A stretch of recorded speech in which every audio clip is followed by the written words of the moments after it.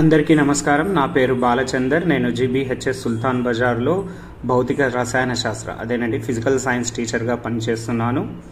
Telangana government provide చేసినటువంటి lab equipments ద్వారా ఈరోజు 8th క్లాస్కి లోహాలు అలోహాలు అనే పాఠంలోని లోహాలలో ఉష్ణవాహకత అనేటటువంటి కృత్యాన్ని మొదటిగా నేను విద్యార్థులకు ఎక్స్ప్లెయిన్ చేయడం జరిగింది, వివరించడం జరిగింది.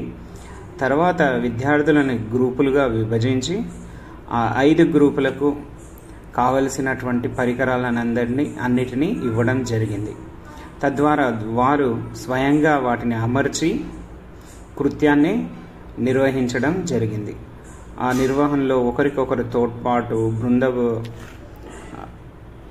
గ్రూప్ యాక్టివిటీ చేయడం ద్వారా ఒకరికొకరు సహకారం చేసుకుంటూ ఎంతో ఇంట్రెస్ట్గా, ఆసక్తిగా విద్యార్థులు చేయడాన్ని మనం గమనించవచ్చు. విద్యార్థులు సొంతగా వాళ్ళు నిర్వహించి ఈ కాన్సెప్ట్ని, భావనని అర్థం చేసుకోవడం జరిగింది.